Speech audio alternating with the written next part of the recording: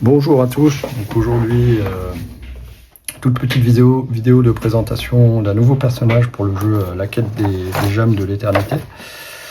Donc dans un univers encore une fois Heroic Fantasy. Donc ce personnage, à noter qu'il sera donc pour les possesseurs du jeu ou pas d'ailleurs, il sera entièrement gratuit.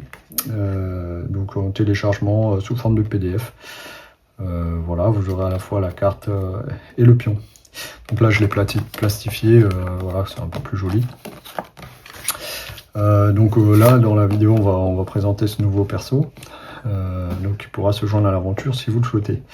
Donc il s'agit de Trakkar Brise-Crâne, donc c'est un orc, hein, donc comme le dit si bien dans son nom, donc il est pas là pour négocier, il est plus là pour casser du monstre et taper.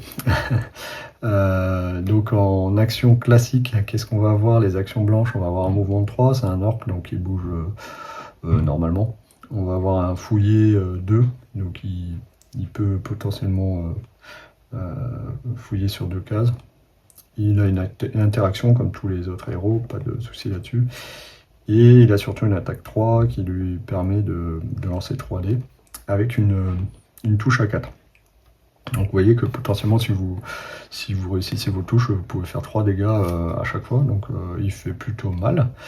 Et en plus de ça, si vous sur un 6 activé, vous avez droit à une attaque 1 gratuite. Donc potentiellement vous faites une attaque 3, vous faites un 6, vous avez droit à une attaque 1, soit sur un monstre, soit sur un monstre qui est engagé avec Trakkar.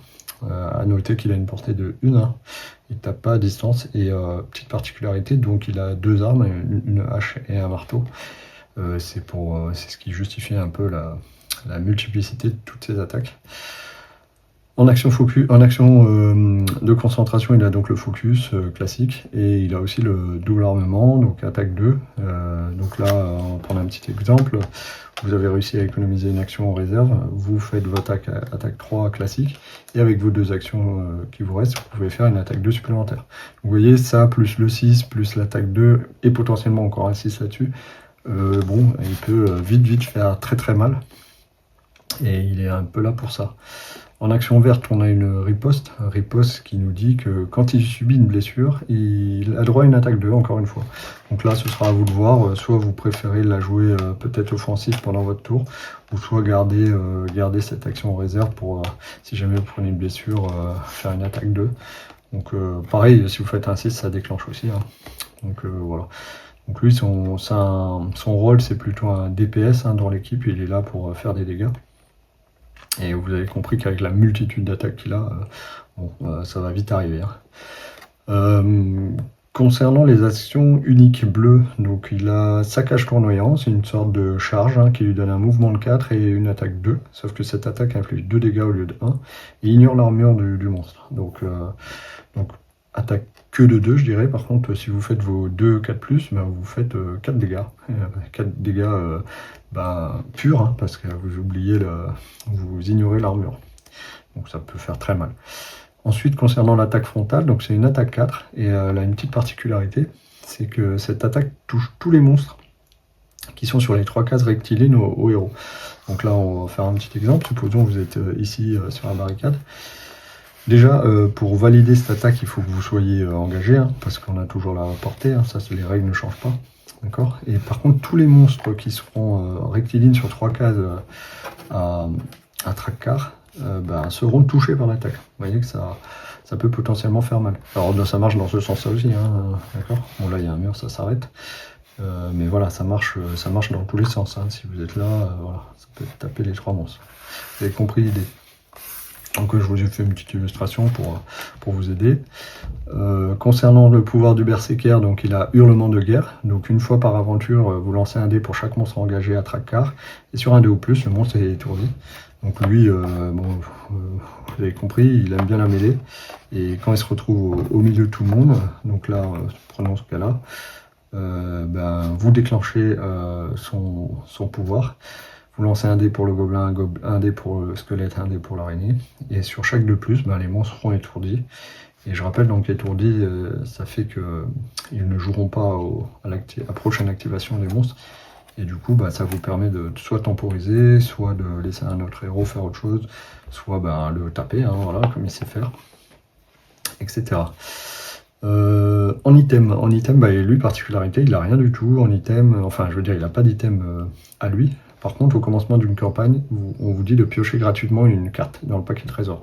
Donc vous piochez une carte et ce sera votre item gratuit pour la campagne. Voilà. En pion de fatigue, vous voyez qu'il en a 5. Alors il est plus endurant que les autres héros. Par contre, bah, vu la multitude d'attaques qu'il a, vous allez forcément faire des 1 et ça va vite descendre. Donc attention, il faut le prendre en compte et savoir le gérer. Il a 4 points de vie, classique. Voilà. Donc voilà, il n'est pas plus costaud qu'un autre héros, il n'est pas plus rapide. Par contre, je pense qu'il fait très mal. Et vous voyez qu'il peut gérer, si vous le jouez correctement, il peut gérer plein de monstres en simultané. Et je pense que ça peut faire du bien à l'équipe. Et d'ailleurs, concernant l'équipe, comment vous allez jouer à Trackcar? Eh ben, c'est simple, soit vous remplacez dans la campagne un héros bah, de la campagne par Trackcar. Donc attention à qui vous remplacez. Donc il a un rôle de DPS. Si vous allez prendre, je dis n'importe quoi, mais si vous allez prendre Rodin qui a plus un rôle de tank, bah lui il va pas encaisser aussi fort que Rodin, hein, donc forcément ça va peut-être déséquilibrer. Donc attention à ça. Soit deuxième solution, vous pouvez l'ajouter et jouer donc avec un personnage supplémentaire, ce qui portera au maximum de 5 héros qui pourront bah, jouer dans la campagne. Donc là, naturellement, ça va diminuer la difficulté.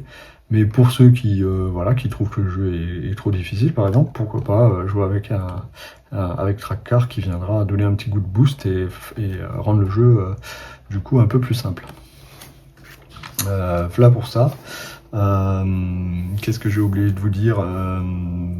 Oui, donc on a un Discord, je mettrai le lien dans la description. Donc si on est une toute petite communauté encore, mais n'hésitez pas à nous rejoindre, hein, donc je réponds personnellement à toutes les questions que vous pouvez vous poser sur le jeu, les axes d'amélioration, les choses que vous ne comprenez pas, etc. Voilà, je suis là et on en discute. C'est un échange, donc n'hésitez pas à venir nous rejoindre sur le Discord. D'ailleurs, Trackcar, il est tout de suite en téléchargement sur Discord, donc voilà, vous pouvez venir le récupérer. Il sera aussi en téléchargement sur BGG, Board Game Geek. Donc il y a un petit délai par contre sur Board Game Geek, un petit délai de vérification de fichiers, donc il y sera d'ici demain ou après-demain, je pense. Mais voilà, vous l'aurez très prochainement.